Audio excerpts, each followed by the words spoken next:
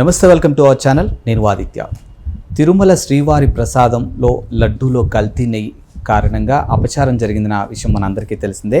మరి దానికి గాను శ్రీవారి సన్నిధిలో శాంతియాగం నిర్వహించడం జరిగింది సోమవారం నాడు. మరి ఈ అంశం గురించి మాట్లాడడానికి ప్రస్తుతానికి మనతో పాటు స్టూడియోలో ఉన్నారు ప్రముఖ పొలిటికల్ అనలిస్ట్ కేవీ ప్రసాద్ గారు. సార్ని అడిగి మరిన్ని విషయాలు తెలుసుకుందాం. సార్ నమస్కారం. సార్ నమస్తే అండి. తిరుమల శ్రీవారి ప్రసాదం లడ్డూలో కల్తీ నెయ్యి కారణంగా అపచారం జరిగిన విషయం మనందరికీ తెలిసిందే. మరి దానికి గాను పురోహితులు శాంతియాగం నిర్వహించడం జరిగింది. మరి నిజంగా స్వామివారు శాంతించినట్టేనా? సో డెఫినెట్గా శాంతిస్తారు. ఎందుకంటే భగవంతుడు తెలుసు కదా, ఎవరు దుర్మార్గుడు, ఎవరు దుష్టులు, ఎవరు పవిత్రతో పూజలు చేస్తున్నారు, ఎవరు మంచి మనసుతో పూజలు చేస్తున్నారు అని భగవంతుడు తెలియదు. ఆయన అంతర్యామి, ఆయనకు తెలియదు ఏముంది చెప్పండి. సో ఆయనకి ప్రతిదీ తెలుసు. సో ఎందుకంటే భగవంతుడు అనేవాడు ఎప్పుడు కూడా రక్షించడానికే చూస్తాడు, కానీ ఎవరిని భక్షించడానికో లేకపోతే ఎవరిని శిక్షించడానికో చూడ్డు. మరీ మితిమీరిపోయినప్పుడు, పాపాలు పండినప్పుడు ఏ విధంగా అయితే శ్రీకృష్ణుడు శిశుపాలుడికి 100 కప్పుల వరకు కాపు కాచి 100 తప్పుల వరకు కూడా వేచి చూసి ఆ తర్వాత ఇంక వీరుడు మారడు, వీళ్ళు మార్పు రాదన్న తర్వాత ఆ శిరఛేదం చేశాడు శిశుపాలుడిని. అదేవిధంగా ఇప్పుడు జగన్మోహన్ రెడ్డికి కూడా పాపం పండుతూ ఉంది. రోజుకొక అంశం బయటకు వస్తుంది. సో ఈ యొక్క ఏదైతే అక్రమాలు, అన్యాయాలు, దుర్మార్గాలు, సో కనీసం పాపభీతి లేకుండా, గాడ్స్ ఫియర్ లేకుండా ఈ తిరుపతిలో ఈ జగన్మోహన్ రెడ్డి అండ్ గ్యాంగ్ చేసిన ఈ యొక్క అక్రమాలు కానీ దుర్మార్గాలు కానీ అంతు లేకుండా పోయింది. చివరికి ఎన్నో చేశారు. టెండర్ల పేరుతోటి దోచేశారు, లేకపోతే మిగతా రాష్ట్రాల్లో దేవాలయాలు కడుతున్నామనే పేరుతో దోచేశారు, డెవలప్మెంట్ పేరుతో దోచేశారు, ఏమంటారు దాన్ని, రెనోవేషన్ పేరుతో దోచేశారు, లేటెస్ట్ ఎక్విప్మెంట్ పేరుతో దోచేశారు, యుటెన్సిల్స్ పేరుతో దోచేశారు, కిచెన్ ఎక్విప్మెంట్ పేరుతో దోచేశారు, ఈ యొక్క పప్పు దినుసుల పేరుతో దోచేశారు. అలాగే పైన రోడ్లనో, బిల్డింగ్స్ అనో, లేకపోతే మీకు రెగ్యులర్గా వాడే ఏదైతే ఈ యొక్క హౌస్ కీపింగ్ సంబంధించిన మెటీరియల్స్ అవి ఉంటాయి కదా, ఒకటని కాదు, దేవుడి సేవ కోసం, దేవుడి అవసరాల కోసం అక్కడ కొండపైన ఏదైతే ప్రొక్యూర్మెంట్ ఉందో ప్రతి దాంట్లో కూడా కక్కుర్తి పడ్డారు. సో ప్రతి దాంట్లో కూడా చేశారు. అలాగే ఏదో పెద్ద ప్రాంగణం కట్టాలని చెప్పి 100 కోట్లతో అది కట్టాలని, ఇది కట్టాలని, సో 1800 కోట్లతో ఏదో మాస్టర్ ప్లాన్ చేయాలని, డెవలప్మెంట్ చేయాలని కూడా వాళ్ళు జీవోలు పాస్ చేయాలని కూడా చూసుకున్నారు వాళ్ళ దాంట్లో. సో కొంతమంది బీజేపీ నాయకులు, లేకపోతే కొంతమంది టీడీపీ నాయకులు, కొంతమంది దీనికి అడ్డుపడి దీనికి ఒప్పుకోకపోవడంతో కొంచెం కొంతవరకు అయినా కూడా కొంత దోపిడీ తగ్గింది. ఏదేమైనా ఈ 5 ఏళ్లలో వాళ్ళ చేసిన అన్యాయాలు, అక్రమాలు, దుర్మార్గాలు ఇంతవరకు ప్రపంచ చరిత్రలో, అది చర్చ్ అవనివ్వండి, లేకపోతే మసీదు అవనివ్వండి, దేవాలయం అవనివ్వండి, బహుశా ఎవ్వరు కూడా ఇంత పాపభీతి లేకుండా, ఇంత నిర్జయగా, ఎంత నిర్భయంగా, ఎంత బరితెగింపుతోటి ఇటువంటి దోపిడికి పాల్పడ్డ ఉదాంతాలు ఎక్కడ మనం వినలేదు, చూడలేదు. ఎక్కడైనా ఉండొచ్చు, ఏదో కాస్త కూస్తూ ఏదో ఉండొచ్చు, ఈ ఆర్గనైజేషన్లోనూ కూడా ఉండొచ్చు. కానీ అసలు కనీసం స్వామివారికి నైవేద్యాలు సమర్పించే ప్రసాదాల్లో ఈ నెయ్యి ఉపయోగిస్తారు. అది చక్కెర పొంగల్ అవనివ్వండి, వెన్ పొంగల్ అవనివ్వండి, మిగతా అన్న ప్రసాదాల్లో కానీ, లేకపోతే అది జిలేబీలో కానీ, లేకపోతే ఇటు లడ్డుల తయారీలో అనే ఒక పాపభీతి, గాడ్ ఫియర్ లేకుండా ఎంత నిర్లజ్జగా వీళ్ళు ఇంత బరితెప్పింపుగా చేశారంటే కేవలం ఏంటంటే ఇక్కడ పొరపాటు ఎక్కడంటే ప్రజల దగ్గరదే పొరపాటు, మనమే తప్పుడు వాళ్ళం. ఎందుకంటే 16 నెలల్లో చెప్పకూడు జైలు కూడు తిన్న ఒక దొంగకి చేతికి, ఇప్పుడు దొంగ చేతికి తాళం చేతులు ఇస్తే ఏం చేస్తాడండి, సర్వస్వం ఊడ్చుకెళ్ళిపోతాడు. సో మన ఇంటి మీద గోచిగుడ్డు కూడా లేకుండా మొత్తం బీరువాలు ఉన్న బట్టలు, నగలు, గిగలు, దశకం, సో మొత్తం అంతా కూడా పట్టుకుపోతాడు. ఒక వెహికల్ తెచ్చేసి మొత్తం ఆ వెహికల్లో మన ఇంట్లో ఉన్న టీవీలు, గీవీలు, ఫ్రిడ్జ్లు మొత్తం ఆ బీరువాలు అన్నీ పట్టుకుపోతాడు. ఎందుకంటే వాడి చేతికి తాళం ఇచ్చాం కాబట్టి. సో ఇక్కడ కూడా జగన్మోహన్ రెడ్డికి జరిగిన పొరపాటు ఏంటంటే, తండ్రి ఏదో ఒక 4 పనులు చేశాడని చెప్పి ఆ భ్రమలో ఈ యొక్క ప్రజలు ఉండి, వీడేదో మనకు అగ్గులు ఇస్తున్నాడు, ఆలింగనాలు చేస్తున్నాడు, ప్లస్ ముద్దులు పెడుతున్నాడు. రెండోది, కొంతమంది సోకాల్డ్ స్వామీస్, మన విశాఖపట్నం శారదాపీఠం అధిపతి, సో ఈయన చేత సరిగంగ స్థానాలు చేయించి, ఈయన చేత నిలువుబొట్లు పెట్టించి, ఈయన చేత పొర్లు దండాలు పెట్టించి, కాదు జగన్మోహన్ రెడ్డి హిందువే, మీరు అనుకున్నట్టుగా క్రిస్టియన్ కాదని చెప్పి ఆ పాపం ఆయనకి చెందుతుంది, ఆ స్వామీజీకి కూడా చెందుతుంది. సో స్వరూపానంద స్వామి గారు, సో ఆయన కూడా ప్రజల్ని మభ్యపెట్టాడు, మాయ చేశాడు. ఆయన కూడా బహిరంగంగానే ఈ యొక్క ఈ చీటర్ని, ఈ 420ని, ఈ 16 నెలలు చెప్పకూడదున్న వాడిని ఆలింగనాలు చేసుకోవడం. సో ప్రజలు కూడా నమ్మారు, నిజమేనేమో మన హిందూ మతాన్ని కూడా గౌరవిస్తాడేమో, బేసిక్గా క్రిస్టియన్ అయినా కూడా సో మన పూజలు చేస్తున్నాడు, మన పురస్కారాలు చేస్తున్నాడు, మన యజ్ఞాలు యాగాలు చేస్తున్నాడు, సో మన స్వామీజీలతో అంటగాగుతున్నాడు అని చెప్పి ప్రజలు కూడా మోసపోవడం జరిగింది. సో కానీ ఇటు సుబ్బారెడ్డికి కానీ, ఇటు కరుణాకర్ రెడ్డికి కానీ, జగన్మోహన్ రెడ్డికి కానీ ఎక్కడ కూడా హిందూ మతం మీద కానీ, మన దేవుళ్ళ మీద కానీ, మన సంస్కృతి మీద కూడా ఎక్కడ కనీసం మర్యాద లేదు. మీరు రామతీర్థంలో రాముడు తల నరికేస్తే కొంతమంది నాయకులు ఏ విధంగా మాట్లాడారు, ఏంది బొమ్మే కదా పోతే పోయింది ఇంకొక శిల్పం పెడదాం అన్నాడు ఒకడు. అలాగే అంతర్వేది అక్కడ రథం తగలబెడితే ఏముంది చక్కే కదా పోతే పోయింది ఇంకో రథం చేసుకోవచ్చు అన్నాడు ఒక ప్రబుద్ధుడు.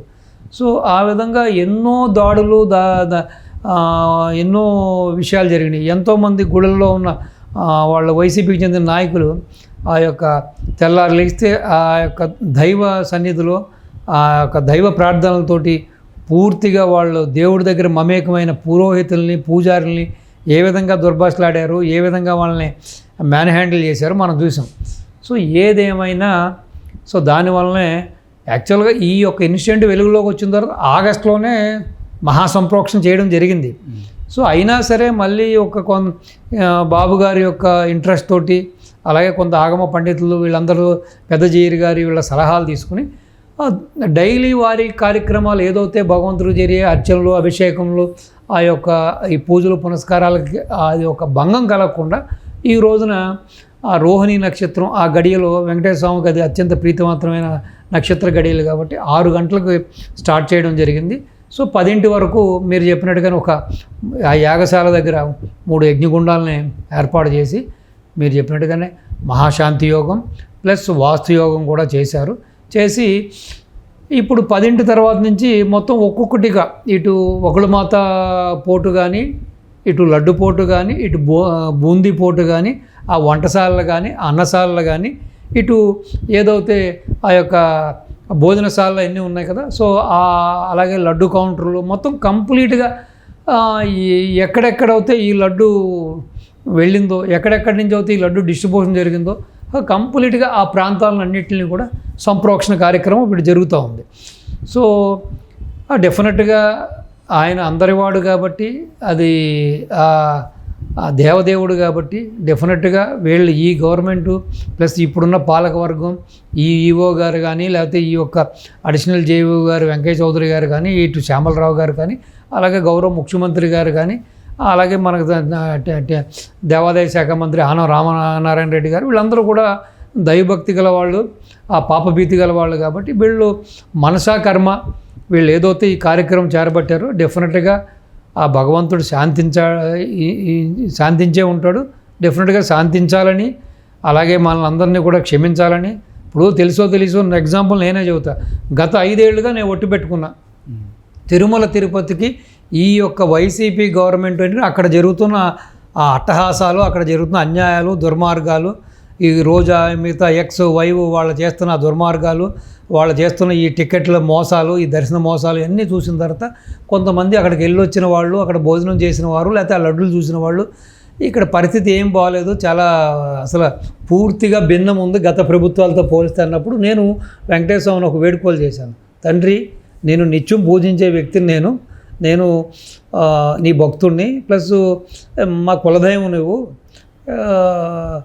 కాబట్టి ఏమనుకోద్దు స్వామి, నేను ఇంట్లో పూజ చేసుకుంటాను, లేకపోతే ఎక్కడెక్కడన్నా వేరే గుళ్ళకి వెళ్తాను, కానీ ఈ వైసీపీ గవర్నమెంట్ అధికారంలోకి ఉన్నంతసేపు కూడా నీ కొండ మీదకి రానని ఒట్టు పెట్టుకున్నాను. నేను నిజంగానే గత 5 ఏళ్లలో నేను ఎప్పుడు వెళ్ళా. కానీ ఈ దుర్మార్గుడు చర్య వలన, ఈ దుర్మార్గుడు చేసిన ఈ అవినీతి వలన, ఈ యొక్క అడల్ట్రేషన్ వలన ఎన్నోసార్లు ఎంతోమంది మిత్రులు, తెలిసిన వాళ్ళు, శ్రేయోభిలాషులు, చుట్టాలు పట్టాలు, వీళ్ళు కావాల్సిన వాళ్ళు లడ్డు తీసుకురావడం, ఆ లడ్డుని భుజించడం జరిగింది. అలాగే తీసుకొచ్చిన లడ్డును కూడా నేను ఇంకా ఎక్కువగా లడ్డులు ఉంటే కూడా చాలామందికి కూడా పంచడం కూడా జరిగింది. సో తెలుసో తెలియకో నేను కూడా పాపం చేశాను. ఈ జగన్మోహన్ రెడ్డి గత 2019 నవంబర్ నుంచి పూర్తిగా నేను నాన్ వెజిటేరియన్ కూడా త్రుజించేశాను. ఈ జగన్మోహన్ రెడ్డి పుణ్యమా అని చెప్పి ఈ యొక్క ఆ పంది కొవ్వు, ఆ గొడ్డు కొవ్వుతోటి ఈ చేసిన ప్రసాదాన్ని కూడా సేకరించడం జరిగింది. నేను మొన్న వెంకటేశ్వర స్వామి గుడికి వెళ్ళి శనివారం నాడు స్వామికి వేడుకున్నా, స్వామికి క్షమించి తెలిసే చేశామని చెప్పి. అలాగే పూర్తిగా వెజిటేరియన్గా మారిపోయిన సంకలు కొట్టుకునే నన్ను కూడా ఈ యొక్క ఈ జగన్మోహన్ రెడ్డి అపవిత్రం చేశాడు, మలినం చేశాడు మన శరీరాన్ని. పూర్తిగా నా శరీరం కూడా ఏంటంటే ఆ కెన్సర్స్ టోటల్గా మొత్తం అది ప్యూరిఫై అయిపోయింది బాడీ. ఎందుకంటే కంప్లీట్ నాట్ ఈవెన్ గుడ్, పూర్తిగా విసర్జించాను నేను. ఎటువంటి నాన్ వెజిటేరియన్ సేకరించట్లేదు.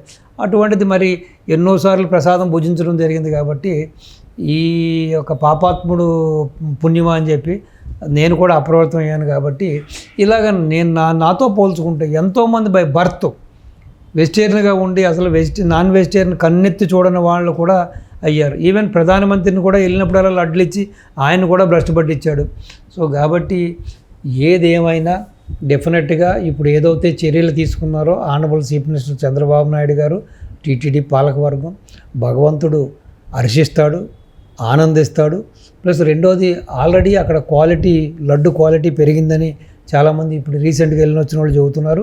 అలాగే అన్నప్రసాదాలు కూడా చక్కగా క్వాలిటీ పెరిగిందంట, పరిసరాలు కూడా పరిశుభ్రంగా ఉన్నాయంట, ఒక డిసిప్లిన్ వచ్చిందంట, మెల్లిమెల్లిగా ఆ వర్క్ కల్చర్ కూడా స్టార్ట్ అయిందంట. అక్కడ కొంచెం పద్ధతులు అవి కూడా బాగానే ఉన్నాయి, మెల్లిగా ఘాట్లో పడుతుందని చెబుతున్నారు. సో గాడి తప్పింది కాబట్టి మెల్లి గాడిలో పడుతుంది అంటున్నారు. సో ఇంకా పోను ఇంకా కూడా లడ్డు క్వాలిటీ పెరుగుతుంది.